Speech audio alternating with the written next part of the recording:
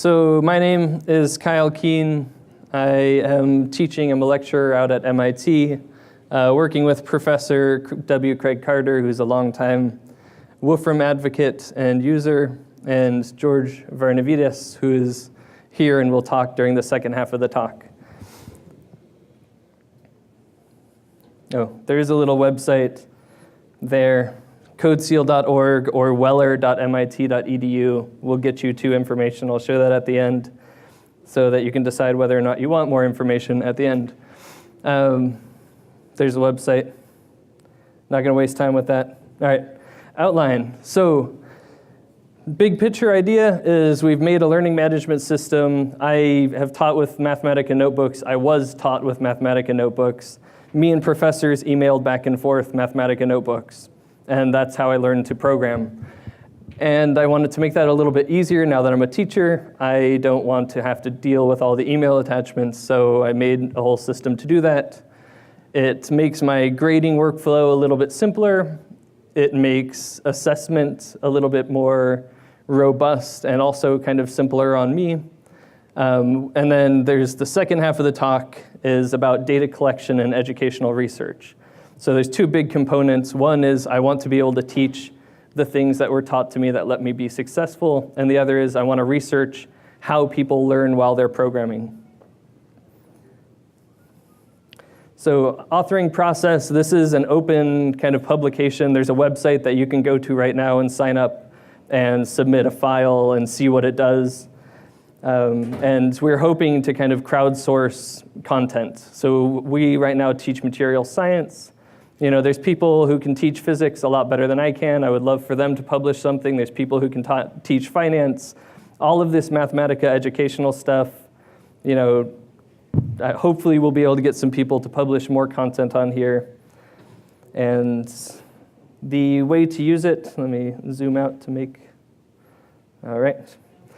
The way to use it is we all have Mathematica notebooks that we've written up that we send to our students. If you don't, you should try it. It's a very nice way to teach computational stuff. And you add a little simple text markup. So I want the student to read this section. I want the student to do this as a problem. Here's my solution to that problem. And you upload that file onto a website. This is a picture of a website. I dare not try to use the internet. This is a screenshot of the website. You go and you upload your file. Ooh, hello. You create a course and you take the file that's been converted and put onto the system and you assign it to a class, and then your students can download a version of that file for them to do work in. Pretty simple so far. It's supposed to be simple. I don't like complicated things. Student goes, downloads the assignment. You can have categories of assignments, due dates, how much it's worth. It's a full kind of Mathematica-based learning management system. Student has a file in Mathematica. For me right now, I'm sticking with the philosophy of a student should be able to do their work on an airplane, and a student should be able to do their work on a Raspberry Pi in Africa or India or, you know, Kansas, wherever somebody wants to work on a Raspberry Pi. And they get this file that's built, so this place where oh, this is connected not to me. All right, the place where the teacher said, I want them to read this. It's just like a textbook. It has interactive manipulates, it has images, it has text, it has math, it has everything a notebook can have. Then they get a problem, and problems have some buttons where they can do some work, and then they can submit their work. It gets submitted locally, encrypted, and stored in the file, and we'll gather that later, and it gets a timestamp so we know when they submitted their work. And then they can see a solution that you provided. And you can either have that solution sitting in the cloud, or if you choose to have it stored locally, it can store locally and release as soon as the student has submitted their work. So there's different workflows depending on how you want to use the system. They do their work in Mathematica, save the file as if they're just working in a notebook, and then upload it back onto the website. The website converts that file into a grader version. This is a toy model of what the grader thing is, which is actually this notebook that I get and I get to augment. And it comes with some nice little palettes, so I can click and add some comments and say, oh yeah, good job. I can go through and see all their work. I don't have to look through the entire notebook and find their work. It kind of strips that out and gives it to me. It makes it easy for me to grade. Makes it easy for me to give them feedback. So that's the kind of logistics. I hope that that's a simple concept. It's a website where you upload a file, students go download the file, do their work, upload it, you get to grade it, upload your grade, and then they get to see their grade. So it's kind of fancy email. Now is my 5 minutes of soapbox. No, probably less than 5 minutes. I'll really try not to be on a soapbox. But I do want to talk about kind of how I view teaching and what I expect from my students. So there's a lot of people talking about assessment and automated assessment. I don't do that. I have students that care about getting human feedback, and I think that's important. So we don't just have them writing a piece of code. We have them writing a blog or a computational experiment or a computational narrative or a scientific exploration. You can call it all sorts of things. We have them writing an entire notebook worth of content. And we then have peers look at these notebooks. We look at the notebooks. We have them sort of becoming part of a publishing ecosystem and combining logic, scientific concepts, math, computation, all of these kind of core fundamental things that we as professionals need to do in order to convince other people that we understand what we're talking about and to convince ourselves that we understand what we're talking about. So yeah, we have very different expectations. We don't care if they can just output a piece of code that's a nice piece of code. We care if they can. This was a student exploring the concept of a partition function, which is a science thing. And usually, this little line of code would be the answer that you'd get from any other system. Write me a thing that calculates the symbolic partition function. They can do that, but this student also understands what a classical ensemble, how to describe it using an equation, connecting the equation to the computational stuff, so it's important. They're talking about the zero to make sure that this thing is summing from 0 to infinity. So now they're connecting real math to actual computation and representing that in written form. Won't get too sandboxy or soapboxy. If I do, push me. All right. So standard digital assessment is multiple choice questions. That's fine. It's been the thing for a long time. It's supposed to be a proxy for applied contextual recall. In order to remember and learn something, you should have to recall it a little bit. Use it, recall it a little bit. Do something else, recall it a little bit. Multiple choice questions do a little bit of that, but it's not so much applied and it's not really contextual recall. There's short answer, a way to do a little bit of natural language processing to see if the student said the right keywords or some type of, text analysis. If you do some automated code verification, you can figure out that they wrote the right piece of code. For my students, none of those things are going to verify that they understood something. If they can convince me through written form that they know how to apply a concept and a technical infrastructure to explore a topic, then I feel that they've learned, and they feel that they've learned, which is very important. Even that little sample that I showed up there was really short. We usually get these 5-page documents on the projects that are these beautiful blog-ready pieces of computational science. So that's the learning component of it. That's the student's learning component of it. This is the teacher's learning component of it. So we're collecting a bunch of data. Zoom in a little bit. All right, yeah, so we're collecting things like every time they hit a key, every time they evaluate a cell, every time they click on a button. We're collecting a little piece of data that tells us a timestamp and the contextual information about what they were doing. So I'm gonna walk through some really simple kind of what data we're collecting stuff and some simple statistics, and then I'm gonna have a colleague take over and show some very cool stuff. I am very excited about what he's doing with the data analysis. So things that we're collecting. we are collecting keystrokes. So there's a timestamp, there's the actual key that they pressed, there's the cell that they pressed it in. We also have a UUID for the particular cell and the session time. So I have this nice giant data set, and it's something like 13,000 data points for a pretty small project that a student did. Some really simple, basic things we can immediately start to see is when is a student working? So this is a character code, so this is a representation of them pressing a particular key, and then this is real time along the horizontal axis. So we can see, oh man, they were definitely awake and working at that moment. If we zoom in a little bit further on the timeline, then you can start to look at how they were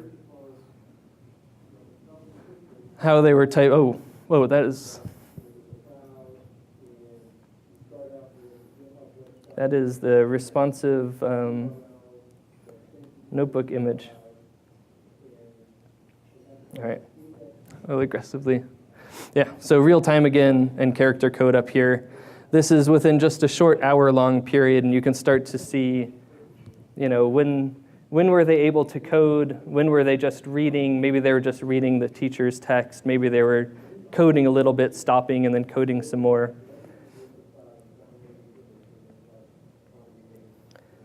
Where were they typing? In what type of cells? So I'm really big on the writing component, but they do end up coding a lot. So this person, wrote a lot of stuff inside of an input cell, which is their code. So they were typing a lot inside of there. I really pushed them to do bulleted lists. I'm very excited that this student did so many bulleted lists that they kind of immediately shot up on their character count.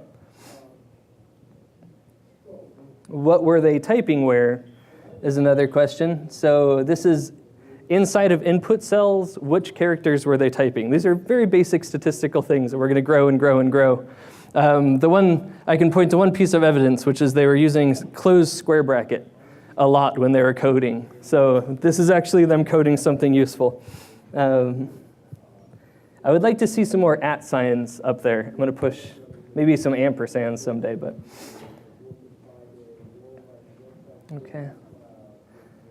So another little piece of data is evaluations. I say a little piece of data, but I mean an incredible amount of data. I wonder if this is not going to click for me. All right, so for every, here's a small example. For every timestamp when they hit Shift-Enter, we get the box data for whatever they evaluated at that moment. So as a student starts to program, we start to see everything that they actually evaluated.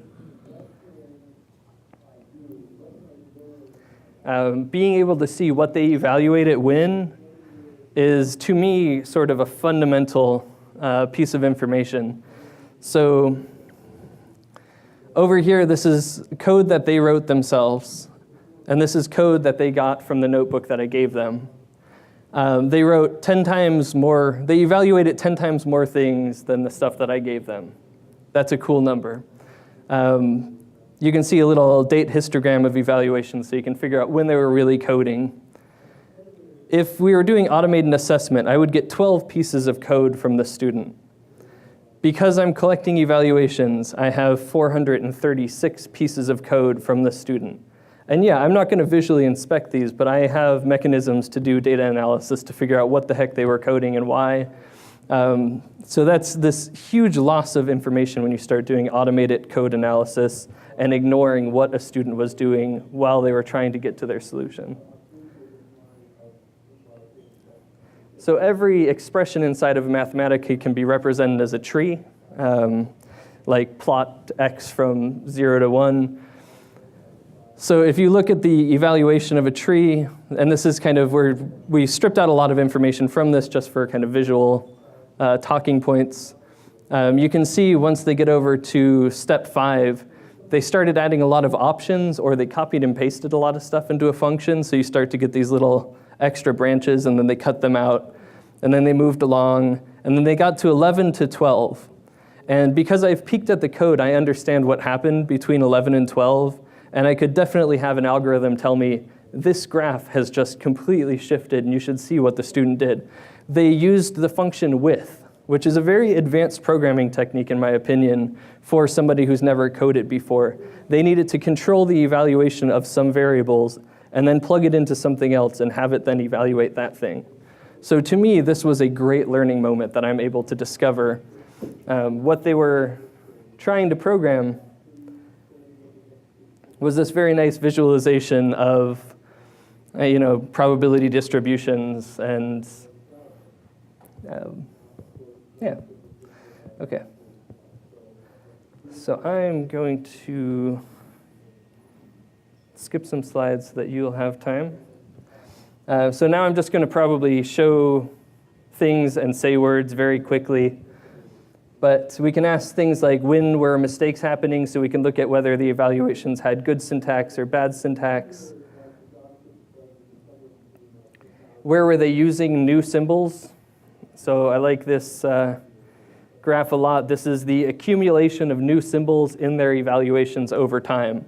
So of course they start the module and they start running the first piece of code and they have, maybe 8 pieces of unique Wolfram language symbols in there. As they work through the notebook, they accumulate up to about 120 unique symbols that they've learned and used inside of a piece of code.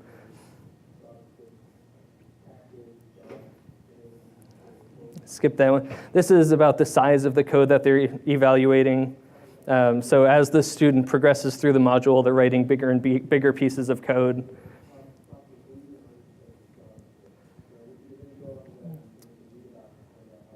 Oh yeah, so when you mark up your notebook and you say, this is the solution to that problem that I want the student to see, they don't just see a giant piece of stuff.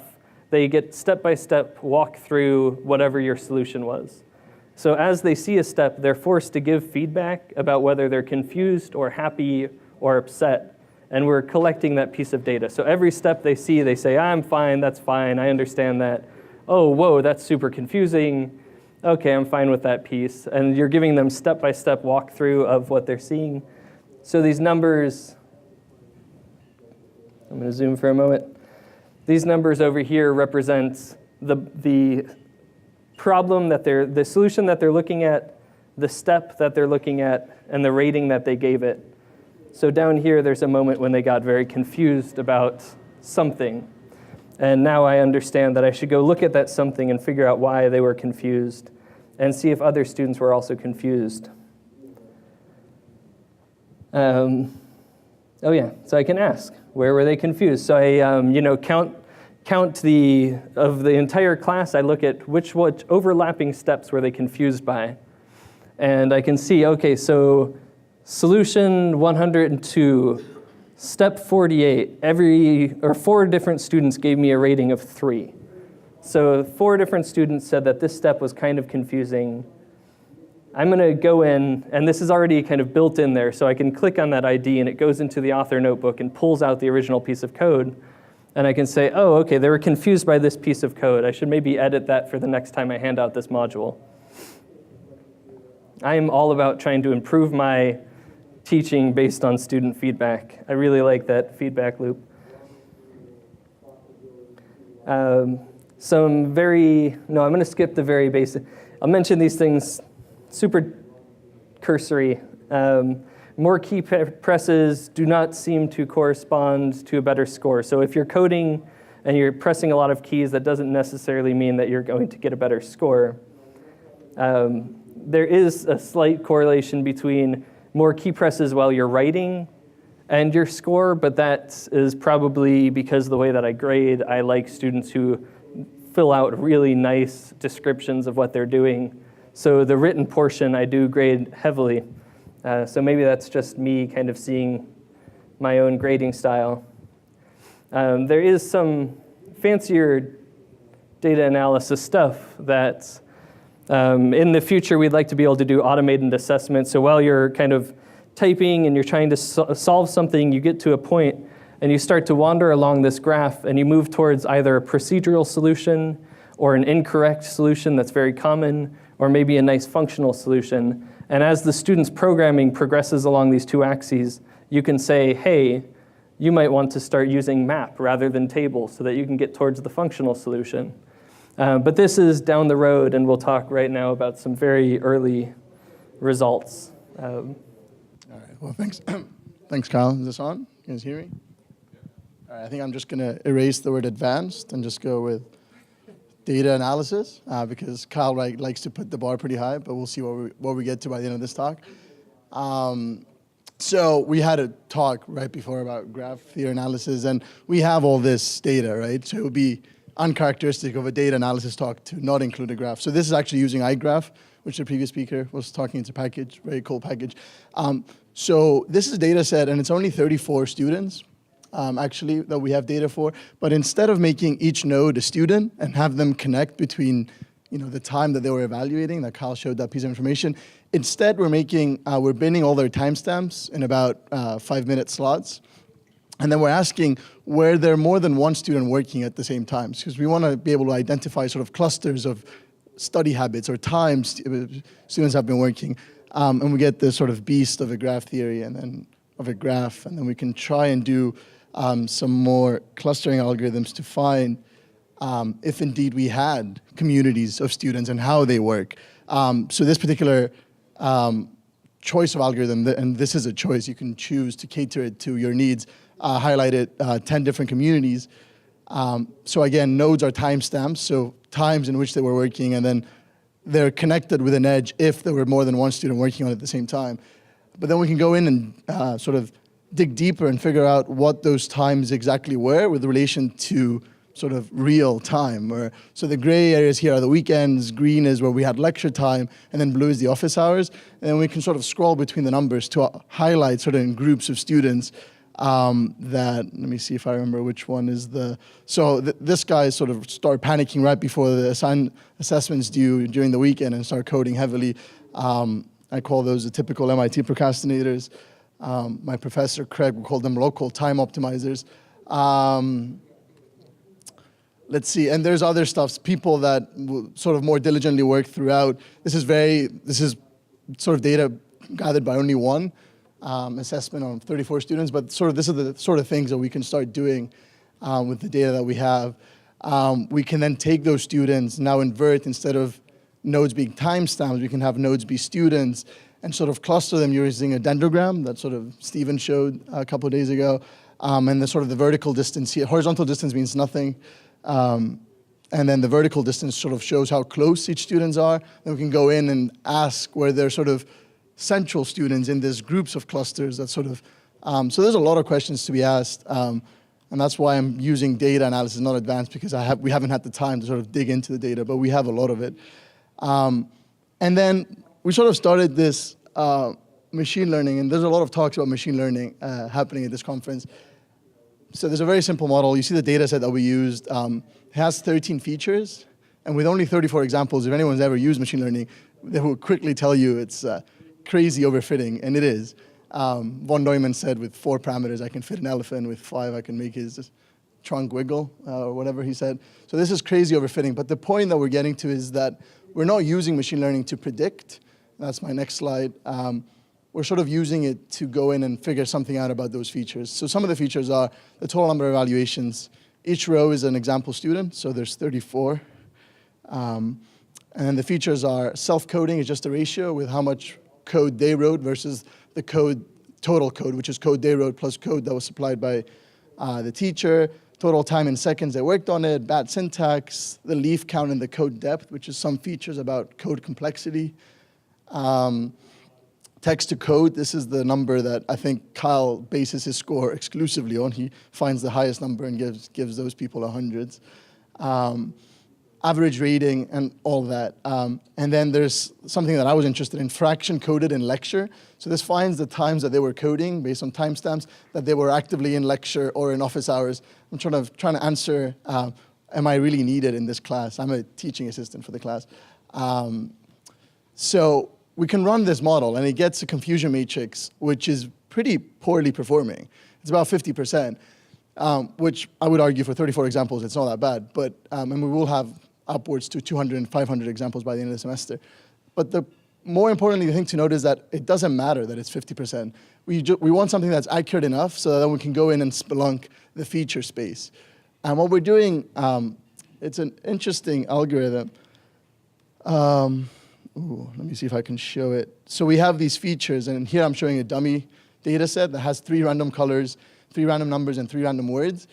And the idea is if each row is a student, an example, and then each column is a data set, if I take, say, column 4 here, and I start shuffling it, essentially what I'm doing is I'm deassociating for each of the row the feature associated with that column with the entire of the space. So if I'm then passing this row into this algorithm, if column number 4 was a very important element for the algorithm to be able to identify and cluster performance, if it's missing that information or if it's confused because it got shuffled, then its accuracy is inevitably going to drop. And we know it's going to drop. The question is then, the largest drop is sort of an indicator of how important that variable is.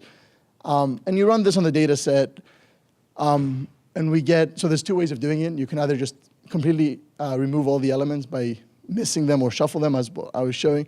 And you get stuff like that, and it sort of says that text to code is very important. Again, validation to Kyle, sort of grading scheme and the self-coding.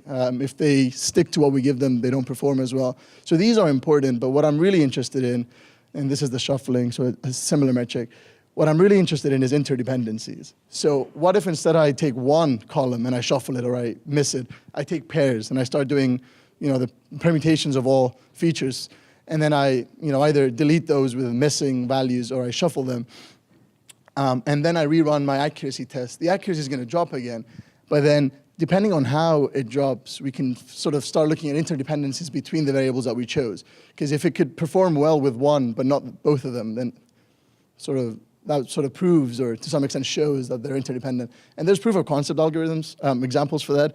But what I wanted to highlight last night, sort of an aha moment that we had, was you look at this matrix plot and then you go in and you find, okay, so there's this 0.29, so there's a 71% reduction in accuracy when you have fraction of coded in lecture and average coding speed. So that's an interesting of an example. And I think what's happening is that they're coming to office hours and I'm taking their laptop, sort of actively trying to code, and then their coding speed goes up. The same if I do. So this is sort of an artifact. But the fact that the algorithm a priori highlights that artifact of the way the data is structured is very encouraging and moving forward. We could do the same with the list-wise in 3 dimensions. And again, we have this cross where people that do come to office hours, their coding speed goes up, at least presumably, and also their built-in dictionary, because they're like, oh yeah, I wanted to do this. I'm like, yeah, of course you could do this. There's this function in Mathematica that does it for you. So people that come to office hours have their dictionary shoot up, have their coding speed shoot up. So I think what we're trying to show here, I don't know if you want to finish, Kyle, is that there's an insane amount of data that we're collecting. Yeah, we got it. It's 3 o'clock time or 2 o'clock time. Sounds good.